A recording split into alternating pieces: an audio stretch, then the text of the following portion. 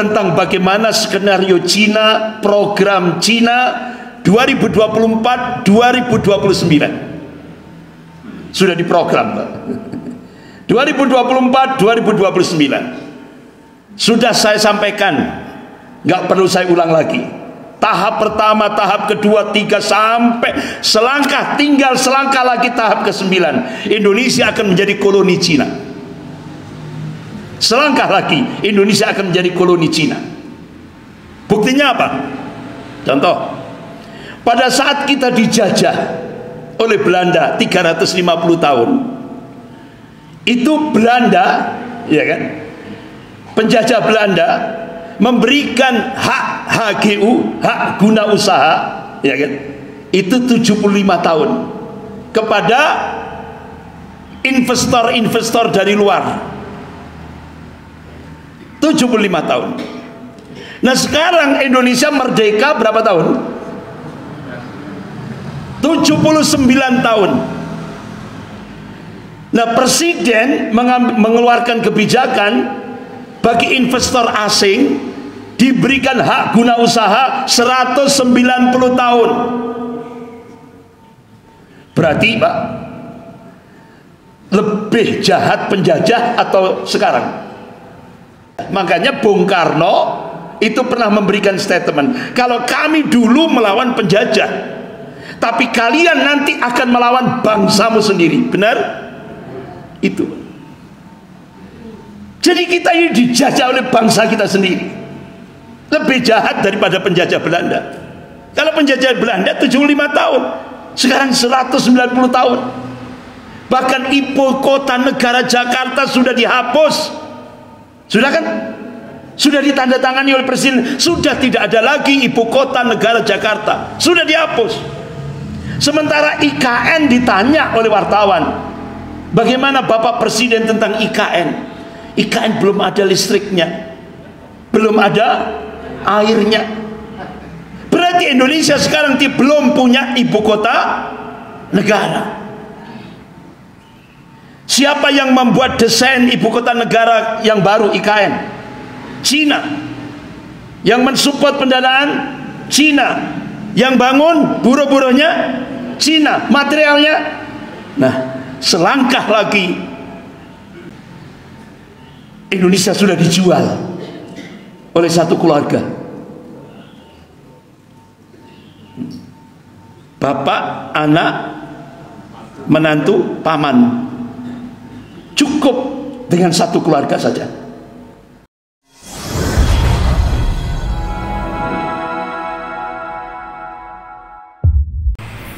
Assalamualaikum warahmatullahi wabarakatuh. Innal hamdalillah nahmaduhu wa nasta'inuhu wa nastaghfiruh wa na'udzu billahi min shururi anfusina wa min sayyiati a'malina. May yahdihillahu fala mudilla lahu wa may yudlil fala hadiya lahu. Asyhadu an la ilaha illallah wahdahu la syarika lah wa asyhadu anna Muhammadan abduhu wa rasuluh. Ya ayyuhalladzina amanu taqullaha haqqa tuqatih wa la tamutunna illa wa antum muslimun. Ya ayyuhan nasu taqu rabbakum alladzi khalaqakum min nafsin wahidah wa khalaqa minha zawjaha wa batha minhuma rijalan katsiran wa nisaa'a wattaqullaha alladzi tas'aluna bihi wal arham innallaha kana 'alaykum raqiba.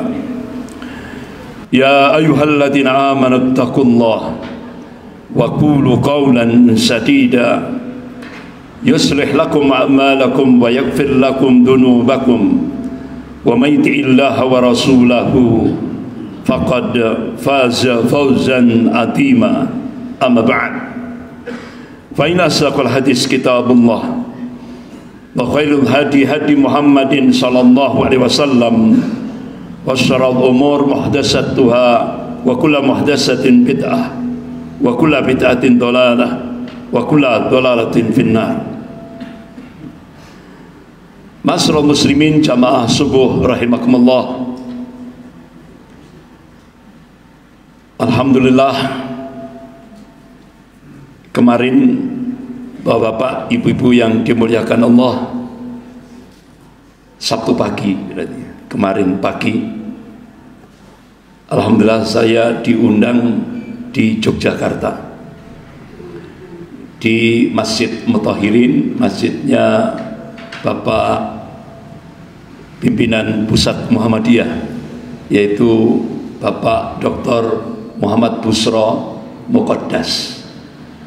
Jadi alhamdulillah kemarin pagi saya diduetkan dengan cucunya pimpinan pusat Muhammadiyah yang ketiga. Setelah Kiai Haji Ahmad Dahlan, Allah merham, Kiai Haji Mas Mansur, baru Bapak Ki Bagus Hadikusumo, Allah merham. Jadi pimpinan pusat Muhammadiyah yang ketiga. Jadi kemarin pagi saya diduetkan di masjidnya Pak Busro Muqaddas, pengajian Sabtu pagi. Kalau di sini Ahad pagi, kalau di sana Sabtu pagi, dan itu sudah cukup lama sudah pengajian di sana. Alhamdulillah, beliau namanya Pak Afnan Hadikusumo. Jadi cucunya Ki Bagus Hadikusumo. Jadi beliau insya Allah akan diusulkan menjadi wali kota Yogyakarta. Nah, jadi alhamdulillah beliau diduetkan kemarin. Ustaz, selama ini saya cuma lihat YouTube. Alhamdulillah kemarin kita sudah bisa ketemu fisik, secara fisik. Jadi selama ini beliau ternyata memantau saya lewat YouTube. Alhamdulillah kemudian diundang, dan mudah-mudahan kemarin saya sampaikan, mudah-mudahan Allah mudahkan beliau diberikan amanah oleh Allah untuk menjabat sebagai wali kota Yogyakarta. Alhamdulillah, amin, amin ya rabbal alamin. Bapak-bapak, ibu-ibu yang dimuliakan Allah, Rasulullah sallallahu alaihi wasallam mengingatkan kepada umatnya. Qala Rasulullah sallallahu alaihi wasallam, man asbaha wa lam yahtam bi amril muslimin falaysa minhum. Jadi kata Rasulullah, barang siapa yang bangun pagi hari tapi dia tidak peduli ya, terhadap masalah ummah, problem-problem umat Islam, tidak ada kegelisahan terhadap problem-problem umat Islam, Rasulullah menegaskan falaysa minhum, mereka bukan golongan kaum muslimin, bukan golongan kaum muslimin. Sampai seperti itu Rasulullah mengingatkan pada umatnya. Jadi kalau kita bangun pagi hari kita cuek, masa bodoh terhadap problem umat, bukan, kata Rasulullah, bukan golongan kaum muslimin, walaupun kita ngaku muslim. Tapi kalau Rasulullah tidak mengakui dia sebagai seorang muslim, manakala kita bangun pagi hari tapi cuek, masa bodoh terhadap problem-problem umat. Bahkan sampai Rasulullah menghadapi sakratul maut yaumil isnin 12 Rabiul Awal di penghujung waktu duha, Rasulullah masih saat sakratul maut, Rasulullah masih mikirkan umatnya dengan ucapan ummati, ummati, ummati. Bapak-bapak, ibu-ibu yang dimuliakan Allah, oleh karena itu kajian kita pagi hari ini masih dalam sekitar masih wilayah masalah ummah, problematika umat kontemporer atau kekinian. 2 bulan yang lalu kita sudah membahas tentang proyek besar umat di akhir zaman.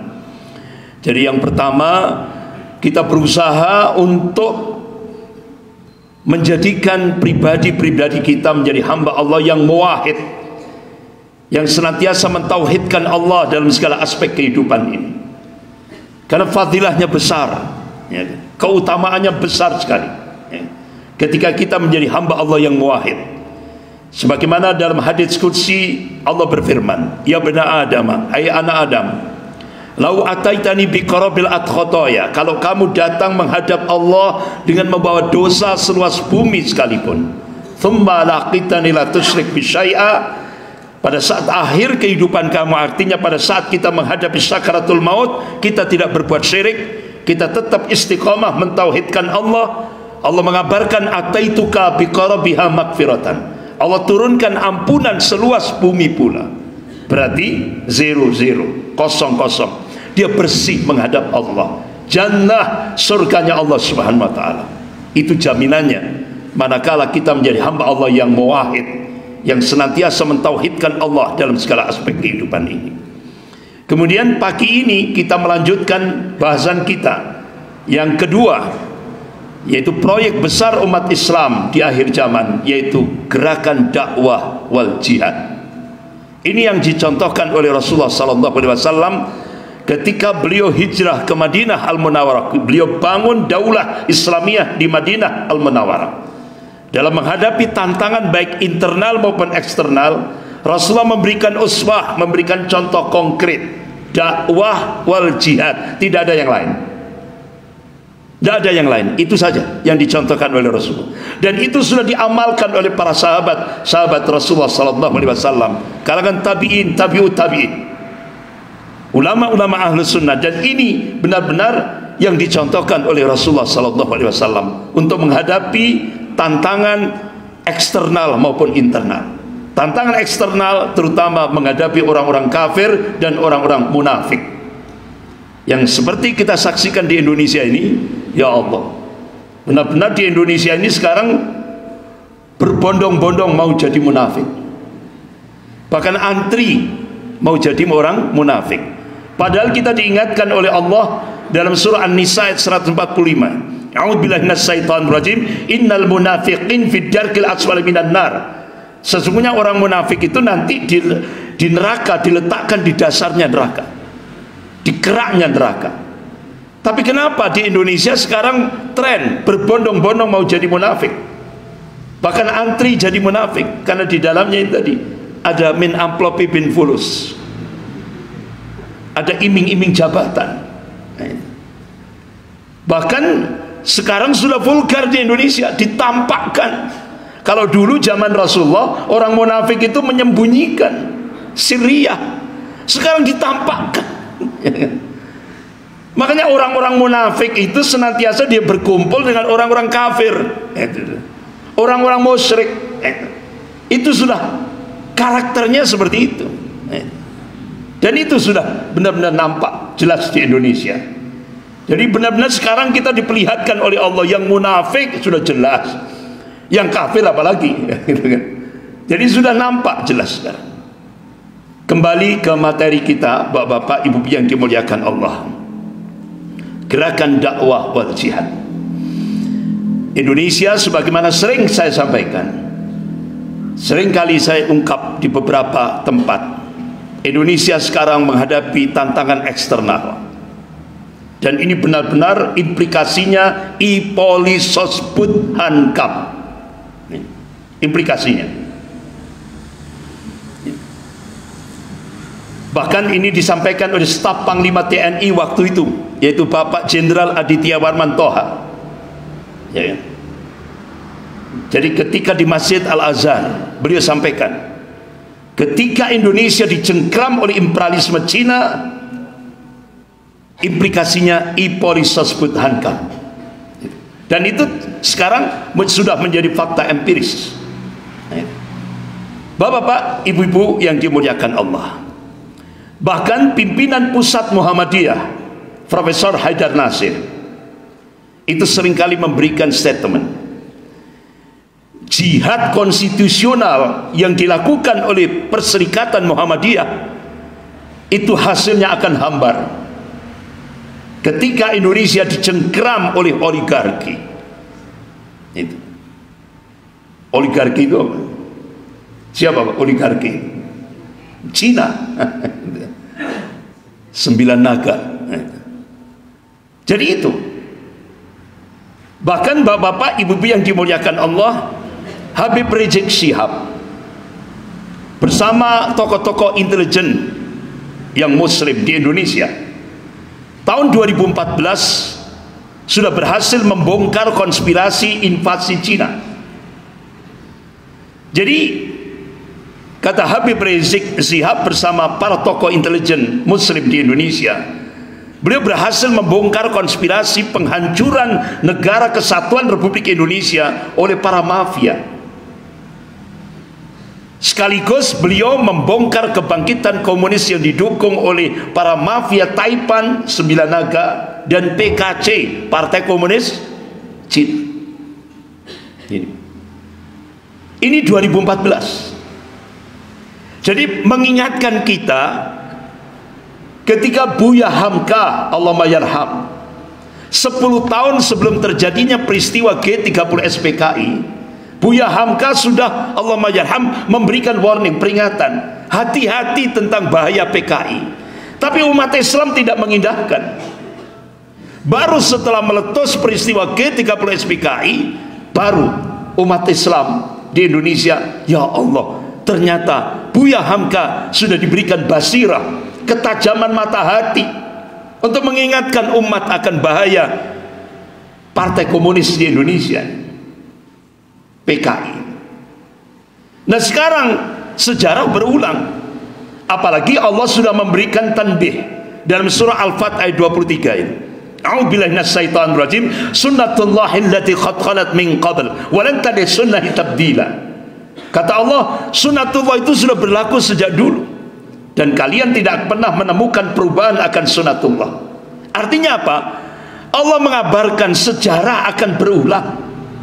Sejarah akan berulang. Yang membedakan adalah warna dan kualitasnya. Bapak-bapak, ibu-ibu yang dimuliakan Allah, tahun 1955 itu Cina memberikan bantuan hutang ke Indonesia. Ternyata implikasinya, dampaknya meletus setelah peristiwa G30 SPKI tahun 1965. Nah sekarang Cina, sejarah berulang. Cina memberikan bantuan hutang ke Indonesia start 2014. Ini Pak, 647 triliun. Nah sekarang berapa hutang Indonesia? 8.250 triliun. Lebih besar. Ini coba grafiknya, besar sekali grafiknya. Bahkan diprediksi sampai akhir Presiden Jokowi itu sampai diperkirakan 10.000 triliun hutang Indonesia. Yang bayar siapa? Rakyat. Yang bayar rakyat, bukan presiden. Ya. Yang bayar rakyat. Jadi sejarah akan berulang.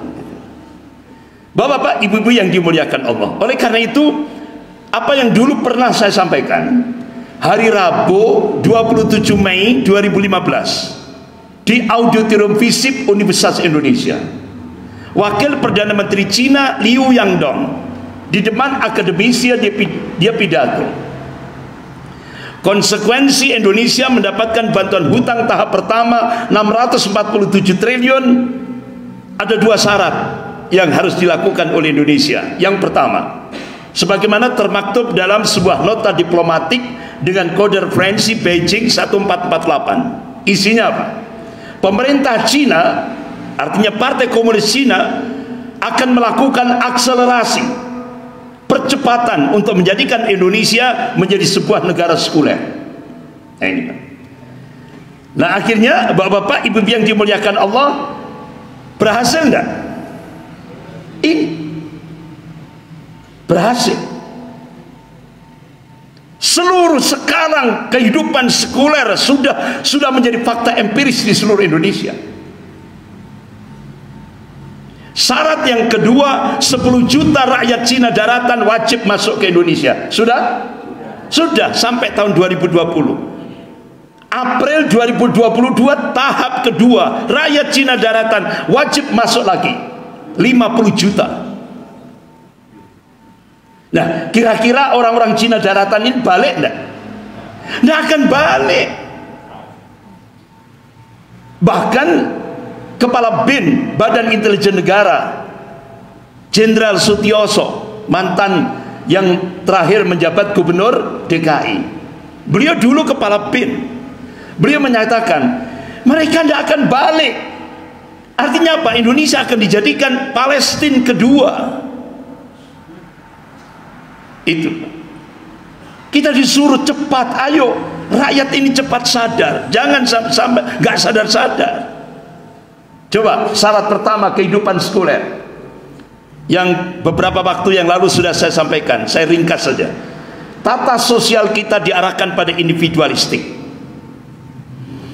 Budaya kita hedonis, masa bodoh terhadap aturan syariat. Coba sekarang bahasanya elegan, Pak.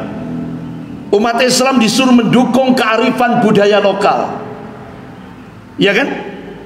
Akhirnya sekarang di seluruh Indonesia termasuk di Malang ada acara sesajen dan 1000 dupa, ogoh-ogoh, bersih desa, sedekah bumi, larung laut. Ini kan budaya-budaya syirik. Ini budaya sekuler, kita dipaksa sampai akhirnya anak-anak disibukkan dengan game online, ya kan? Yang dewasa disibukkan dengan judi online, yang orang tuanya disibukkan dengan pinjaman online. Ini budaya sekuleristik, masa bodoh terhadap aturan syariat. Coba Pak, ini negara kafir, contoh Singapura, itu kan negara kafir. Itu kalau ada warga negara yang melakukan judi, ikut judi online, langsung kena denda 5.000 US dollar atau penjara 1 tahun. Malaysia, orang kalau ikut judi online langsung kena denda 3.000 ringgit atau penjara 1 tahun. Indonesia, orang yang ikut judi online dikasih bantuan sosial oleh pemerintah. Berarti rakyat ini wajib ikut judi online. Ini masa bodoh, ini budaya sekuler, Pak. Hedonis, masa bodoh terhadap aturan syariat. Jadi di Indonesia yang mayoritas umat Islam kalau ikut judi online dikasih bantuan sosial oleh pemerintah resmi. Astagfirullah. Ini sudah terjadi. Pendidikannya materialistik. Sudah jarang ada lembaga pendidikan yang mengajak untuk al-khauf minallah, takut kepada Allah. Tapi kita diarahkan pada pendidikan materialistik, politiknya oportunis. Nah itu sudah nampak di mana-mana. Bahkan sampai sudah dalam tingkat yang apa? Segala macam cara, yang penting dapat kekuasaan. Segala macam cara, curang pun dilakukan. Kotor, ini politik oportunis. Kemudian ekonominya kapitalistik. Nah, ekonomi kapitalistik itu bukan terus akhirnya rakyat jadi beban negara, bukan. Ekonomi kapitalistik itu negara jadi bebannya rakyat, benar? Itu sistem kapitalis, ekonomi kapitalistik. Jadi negara itu jadi bebannya rakyat, Pak. Jadi pejabatnya berfoya-foya dengan korupsi, rakyatnya yang nanggung. Benar enggak? Ini terjadi. Inilah kehidupan ekonomi kapitalistik, kehidupan sekuler yang dipaksakan di Indonesia. Agamanya sinkritistik. Bahkan tidak tanggung-tanggung yang mensosialisasikan Menteri Agama. Umat Islam dimohon menerima agama baru. Apa? Pluralisme agama. Satu keyakinan yang menganggap semua agama sama. Umat Islam dimohon oleh Menteri Agama menerima salam lintas agama, salam pluralisme agama. Akhirnya ulama-ulama garis lurus se-Indonesia mengadakan istimewa ulama se-Indonesia, mengeluarkan fatwa pluralisme agama, salam pluralisme agama haram. Tegas Pak ulama.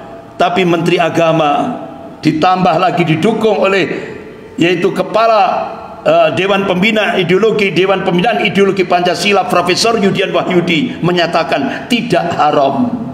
Jadi sekarang ini umat Islam disuruh milih ulama atau milih Menteri Agama. Padahal sudah jelas-jelas ini kalau kita terima salam pluralisme agama, itu jumhur ulama Ahlus Sunnah wal Jamaah sudah sepakat, itu masuk nawaqidul Islam, batal syahadat kita, gugur iman kita. Jadi benar-benar akidah kita diuji oleh Allah Subhanahu wa taala di tengah-tengah kehidupan sekuler ini. Oleh karena itu Bapak-bapak, Ibu yang dimuliakan Allah, bagaimana solusinya? Ayo kita awali dari Masjid Ki Ageng Gripik. Kita jadikan pusat untuk membangun kuatul ummah, kekuatan umat. Ditopang oleh Usratul Islamiyah, keluarga-keluarga muslim. Ditopang oleh lembaga-lembaga pendidikan Islam atau pesantren. Nah, 3 komponen ini harus berjalan sinergi, saling topang menopang, saling ta'awun, tolong menolong, untuk mewujudkan kehidupan Islami yang berdasarkan syariah Islam. Ini Pak, insya Allah kalau itu kita mulai, insya Allah apa yang dicita-citakan oleh the founding father, pendiri negara Republik Indonesia ini, ingin menjadikan Indonesia ini sebuah negara baldatun thayyibatun warabun ghafur. Itu yang dicita-citakan. Insya Allah dengan 3 komponen ini Allah mudahkan. Ya. Bapak-bapak, Ibu-ibu yang dimuliakan Allah. Kemudian saya sudah sampaikan beberapa waktu yang lalu, nggak usah saya ulang lagi, gitu ya, tentang bagaimana skenario Cina, program Cina 2024-2029 sudah diprogram, Pak. 2024-2029 sudah saya sampaikan, nggak perlu saya ulang lagi. Tahap pertama, tahap kedua, 3 sampai selangkah, tinggal selangkah lagi tahap ke-9. Indonesia akan menjadi koloni Cina. Selangkah lagi Indonesia akan menjadi koloni Cina. Buktinya apa? Contoh, pada saat kita dijajah oleh Belanda 350 tahun, itu Belanda, ya kan, penjajah Belanda memberikan hak HGU, hak guna usaha, ya kan, itu 75 tahun kepada investor-investor dari luar. 75 tahun. Nah, sekarang Indonesia merdeka berapa tahun? 79 tahun. Nah, presiden mengeluarkan kebijakan bagi investor asing diberikan hak guna usaha 190 tahun. Berarti Pak, lebih jahat penjajah atau sekarang? Kalau saat dijajah HGU-nya 75 tahun. Begitu Indonesia merdeka, sekarang kebijakannya untuk Cina investor ke Indonesia bisa 190 tahun. Itu kan sampai anak cucu cicit-cicitnya.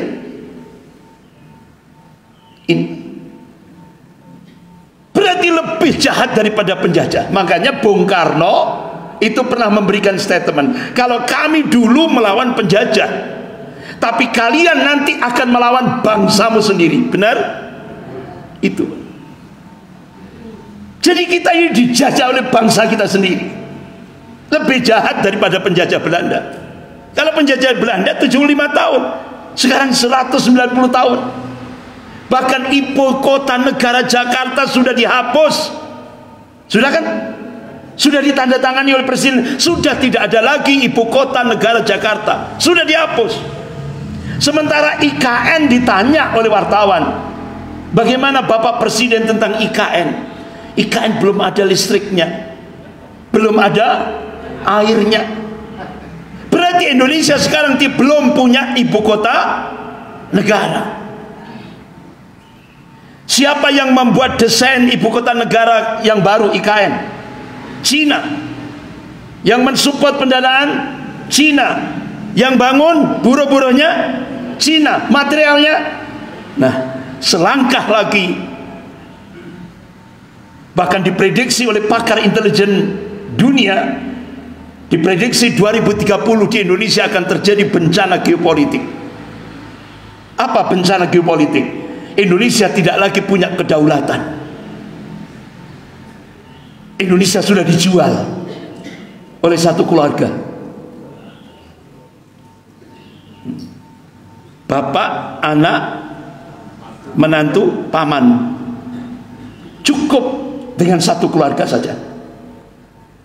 Jadi diprediksi tahun 2030 sudah tidak ada lagi Indonesia, yang ada adalah Indo Cina.